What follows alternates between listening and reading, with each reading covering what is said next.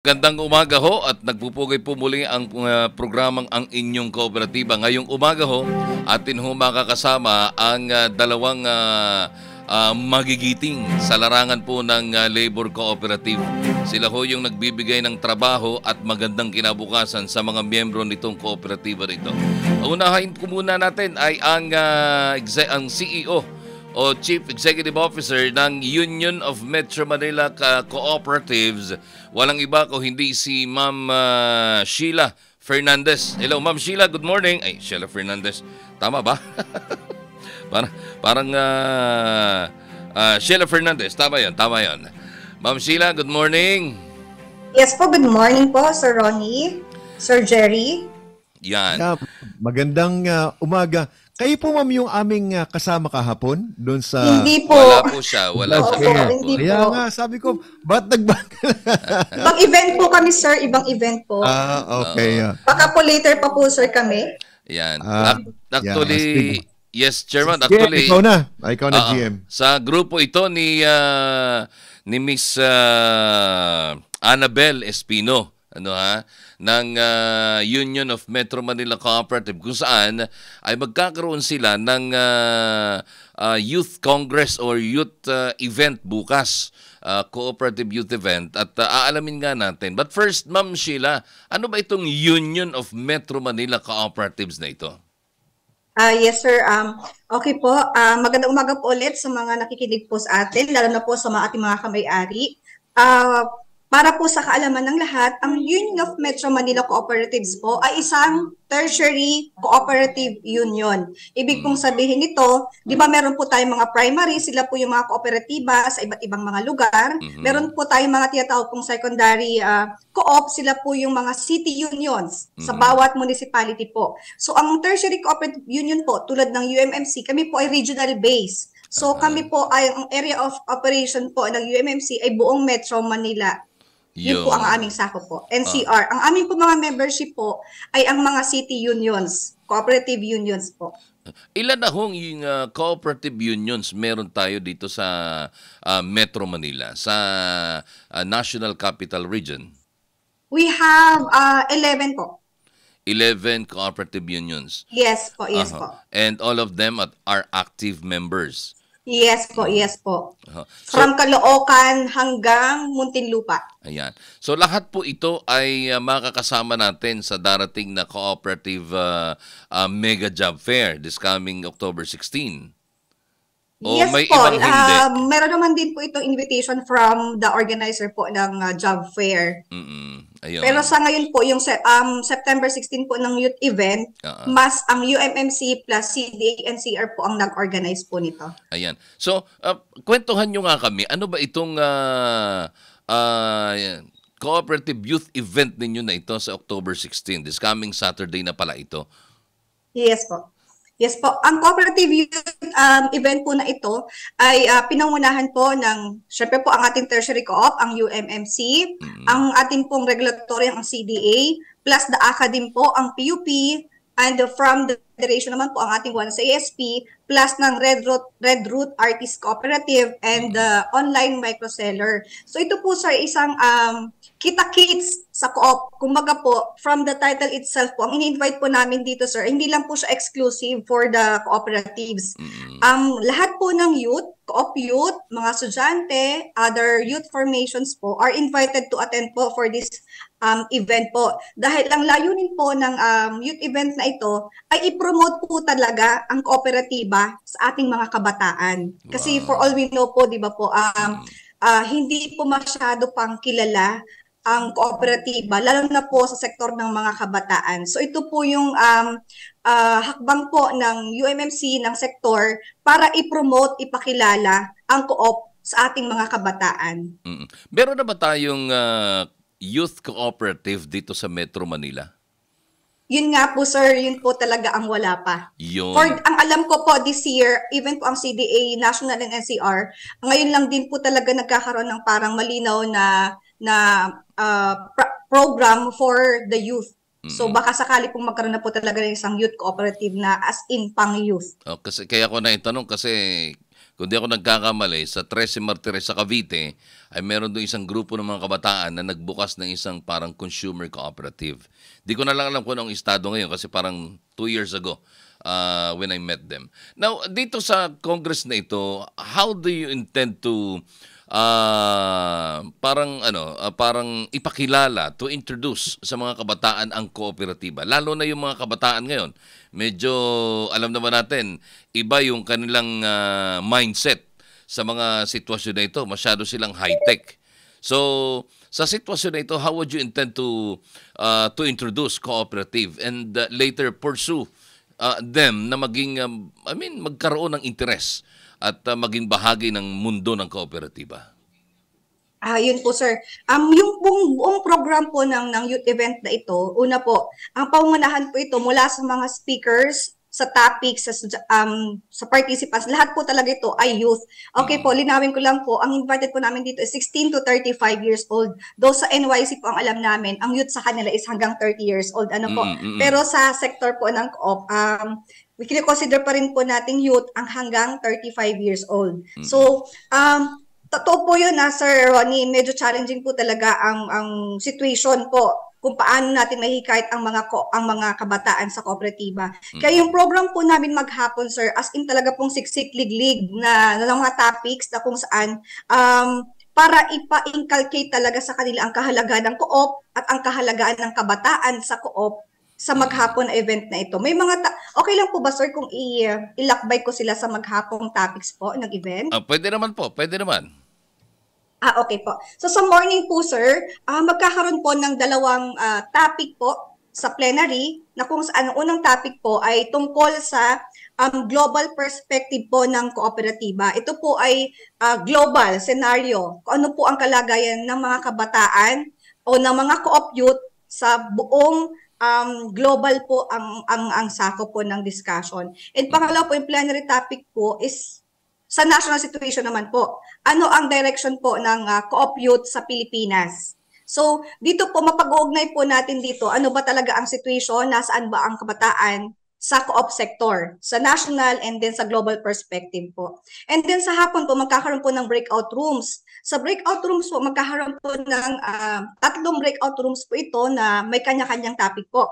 Ang una pong topic ng breakout room number 1 is leadership succession. So, ito po, sa topic po na ito, sir, mga listeners po, mga kamay-ari, ang mga kabataan po ay iniengganyo na hindi lamang basta po maging sana miyembro ng kooperatiba, kung hindi mag-take po ng leadership. Dahil sa ngayon po talaga, makikita natin sa sector po ng co-op na kulang po talaga ang mga kabataan na nag-lead po sa co-op. So sa topic po na ito, nawa ay maitindihan po ng ating mga participants na parang yung kahalagahan ng role, kung ang sabi nga po natin, di ba, ang mga kabataan ng pag-asa ng ating bayan, ganoon din siyempre po sa sektor po ng kooperatiba. Kailangan na po natin ng mga bagong dugo, di ba, lalo na po at medyo iba na po yung ating panahon sa ngayon. So napakahalaga po ng youth leadership sa ating mga co-op. So yun po unang topic po sa ating breakout room. So pangalaw po is yung career path and career development. Ito po, napakahalaga din po kasi ito, kasi di ba, akala po ng iba, lalo po ng mga kabataan, ng mga estudyante, walang career sa co-op. Walang so itong kinabukasan. topic po na ito, ipapakita po dito na ito yung mga pwedeng i-offer ng co-op sa ating mga kamataan, sa ating mga graduates. Kung baga po hinahangad natin na sana sa mga estudyante natin, lalo sa mga graduating, parang pag tinanong mo sila saan gusto magtrabaho. So hinahangad po natin na sa topic na ito, may marinig din kami na gusto ko na po magtrabaho sa co-op. Hindi lamang po sana sa mga corporations, sa mga BPO, kundi sana maging inspiration itong topic na ito para maintindihan nila at makita nila na may kinabukasan at may career po sa ating mga co-op. Pangatlo po, youth in entrepreneurship and financial literacy. Ito naman po, dahil ang sabi natin ng mga co-op, di ba po, isang pagnenegosyo. So, sa topic naman po na ito, nais ipinawa natin sa ating mga participants ang kahalaga na tayo po ay hindi lamang yung mindset natin ay hindi lamang po naka-direction sa pag-employo, kung hindi ang pagtatayo ng mga kooperatiba bilang isang negosyo na maaaring magbigay ng magandang kinabukasan. So, ganun po siya. Tapos po sa 6 to 9 o'clock po ng gabi, magkakaroon po ng Solidarity Night, parang fellowship night po kung saan may mga activity ng kantahan, sayawan, tula, mga ganun po, para maging malalim pa po yung pagkakakilanlan po ng ating mga participants mula po sa iba't ibang mga kooperatiba sa buong National Capital Region. So yun po sir ang maging kaganapan sa maghapon. Apo, so bali itong mga kabataan na ito ay mga anak ng mga miyembro ng kooperatiba o meron ding mga totally walang alam na kahit ano tungkol sa kooperatiba?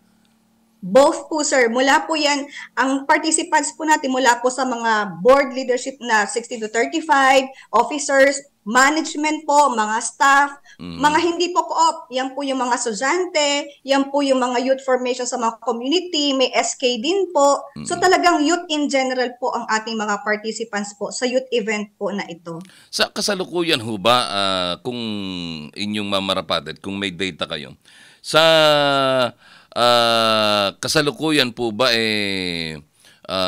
may ilang mga youth cooperative na tayo dito sa Pilipinas? Mayroon ba kayong idea? Ang alam ko lang po sa NCR, yung YCC, isa po silang parang event organizer. Actually, kasama rin namin sila sa event po na ito. Sila po yung mag-host po ng maghapong program. Sila pa lang po, alam namin talagang youth cooperative. Though meron po tayong mga lab co-op. Ang lab co-op po kasi sir, ano po siya, di ba 17 years old pababa. So masyadong bata para mag-take ng leadership sa co-op. Kaya though invited din po sila sa event na ito, but we are hoping po na ang mga participants talaga is na andun na dun sa at least 30 to 35 years old. Yeah, kung sa bagay, at least pasok pa tayo doon, General, sa 35 years old. Pero balikan ko lang yung pinag-uusapan kanina, GM, na yung kabataan ay ini-encourage natin na magtayo sila ng sarili nilang kooperatiba. Actually, nakikita ko namang dito is kaya meron tayong ganitong klaseng activity para maunawaan nila yung importance ng cooperative at sila ay pumasok sa mundo ng kooperatiba but not necessarily na sila ay mag-organize ng kooperatiba para sa mga kabataan. Kasi ang kooperatiba pa rin talaga, GM, is about business pa rin. Negosyo pa rin yan na unang-una bago ka mag-organize, kagaya sa atin sa Philippine Media Network Service Cooperative, kaya tayo nag-organize ng isang kooperatiba. Kasi alam natin na merong hanap buhay din para sa ating mga nasa media na pwedeng sumusuporta ka na doon sa sektor ng kooperatiba. But in the course of that service that you are rendering to the cooperative, you are also earning out from it. And yung income na yon ay form of business na yon na may babahagi mo rin sa mga members. In the same manner, itong mga kabataan na tingin ko napakahalaga na maintindihan nila yung galaw ng kooperatiba ngayon para tama yon na sila ay pumasok sa kooperatiba at makita nila na mayroong opportunity. Kagaya for example, tayo, dahil tayo ang nauna nag-form ng kooperatiba, ako naging chairman, ikaw GM, naging general manager kagad. So ibig sabihin noon ay ganun talaga ang takbo sa kooperatiba eh. Someone has to lead. To initiate yung pag-form ng cooperative. And maganda itong ginagawa ng Union of Metro Manila Cooperatives ngayon na sila is tumutulong sa pagbubukas ng kamalayan ng ating mga kabataan para hindi yung mga corporation ang kagad na iisip nila na ang kooperatiba ay may malaking opportunity. Like for example, sa ACDI, karamihan dito ngayon mga kabataan eh. Kasi yung accomplishment, yung operations ng ACDI ay nagbibigay ng inspirasyon sa ating mga kabataan. May tanong ko lang kay Ma'am Sheila. Ma'am, anong pagkakaiba pala ng Union of Metro Manila Cooperatives sa National Alliance? Saan kayo doon sa struktura ng National Alliance of Cooperatives, Madam? Magkaiba po siya, sir. Hiwalay po ang Union of ang NAC po kasi 'di ba ano po 'yan, sa regulatory po nanggaling sa CDA po 'yan, sa Republic Act 9520 kaya nabuo po ang NAC. So ang membership po nila is iba't iba po itong pinanggalingan, may RCDC, may LGU, 'di ba po? Ang UMMC po kasi pure ano po ito, pure sa co-op lang po. Unions po ang membership po ng UMMC.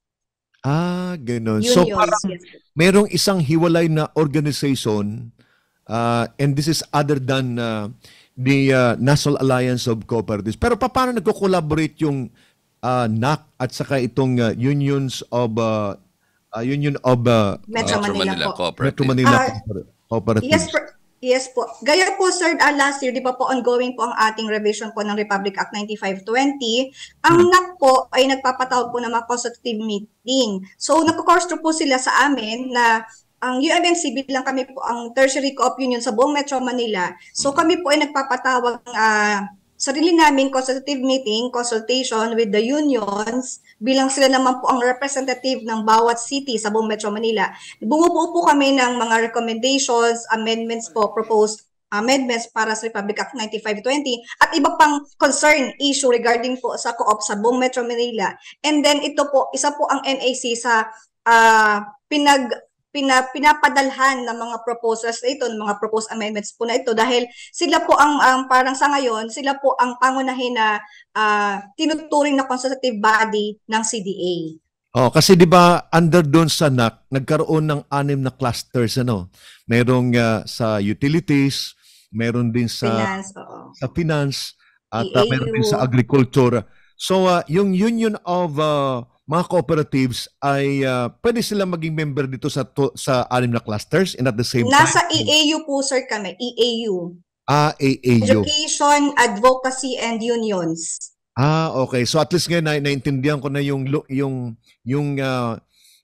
part nyo, part nyo doon sa struktura ng National Alliance of Cooperatives. So sa ngayon, ilan ho ba yung pinag-uusapan natin na kumbaga job vacancies? Nagkaroon ho ba ng parang inventory ho yung lahat ng mga participating cooperatives at yung commitment nila ay clear ba na i-provide nila dito sa gagawing job fair, madam?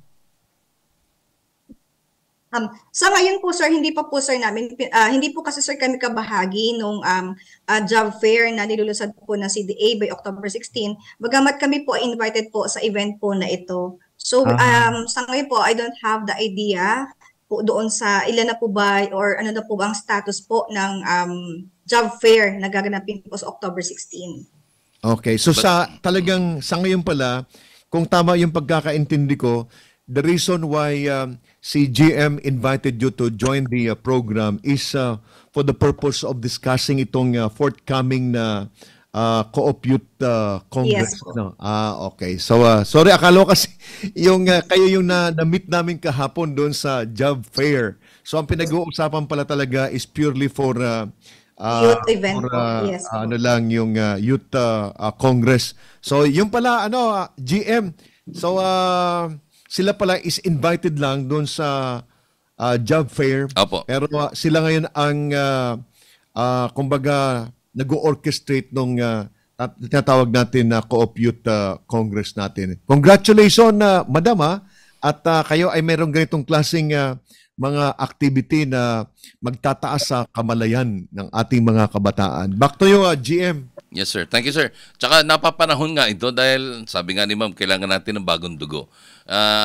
Hindi lang natin maamin na kasi malapit na rin tayo magpahinga, no, as leaders of cooperative. So, kailangan na rin nating i-train yung una, siyempre, mga anak natin, para maintindihan nila ito. Ano ba yung pakinabang natin dito sa kooperatiba na ito.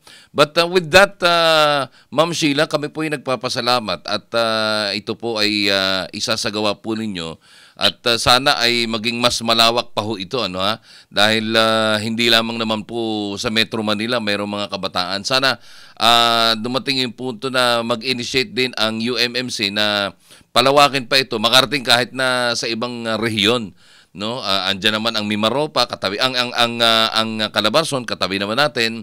Andyan din ang Central Luzon o ang Region 3, katabi din po ng Metro Manila. So sila po ay maaari nating makasama dito sa mga ganito at mapalawak hindi lamang dito sa Metro Manila. At sana nga maging tawag din ma-inculcate sa isip ng ating mga kabataan itong isasagawa ho ninyo mga pagtuturo bukas at orientation para sila ho ay unti-unti na ring makaramdam, no? Yung dugo nila mabuhay na at magkaroon ng interes sa pagtatayo ng isang youth cooperative dito po sa lungsod, dito po sa kalunsuran ng Kamaynilaan. Alright, ma'am. Any parting words? So baka mayroon po kayong nais pang sabihin na hindi ko po naitanong. Please, do your honor. Yes po, thank you sir, ulit Sir GM. Nakalimutan ko po banggitin, originally po talaga, ang event po ito is for the National Capital Regions only.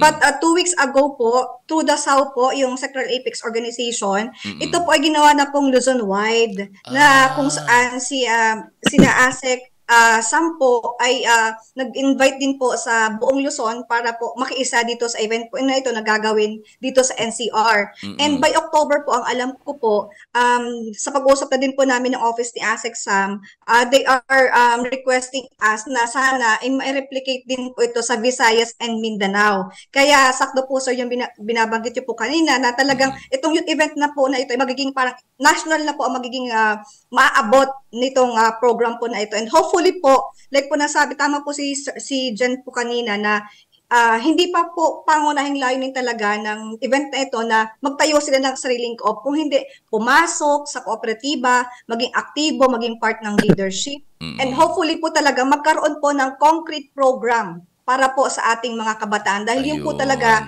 ang wala po sa ngayon sa sektor po ng co-op. Wala po talagang konkretong programa para sa kanila. Kaya sana ito po ay unang hakbang at magtuloy-tuloy na po ito para sa kapakanan po ng ating mga kabataan sa co-op sector. Ayan. So yun lang po. Maraming salamat po sa pag-imbita niyo sa amin dito po sa inyong programa po sa Radio Network. Sa October, sabi niyo, salamat po. sa October, sabi niyo, meron pa rin kayong activity? Ay, yes po. Pwede po. Sige na, sige na. Thank you po sa opportunity. Sasamantalahin ko na rin po na nandito po ako sa inyong program para i-promote naman po ang Metro Manila Cooperative Congress na gaganapin po sa October 28 dito po sa Novotel, Cubao, Quezon City. Ito naman po ay in partnership po with CDA-NCR, with RCDC, and with One Co-op Federation, na kung saan po amin pong inaanyayahan ang lahat po ng mga board of directors, ibang level of Congress po ang ating October 28 this year dahil exclusively po talaga para lang po ito sa mga board of directors na kung saan ang pinakalayunin po talaga ay palakasin po ang leadership po, ang board governance po ng ating mga kooperatiba. Kaya muli po, amin po kayong nanyahan, October 28, magkita-kita po tayo, Novotel, Cubao, Quezon City. Maraming salamat po. Yun, maraming salamat to. Tama-tama yung ating mga board of directors, chairman, baka pwedeng umattend.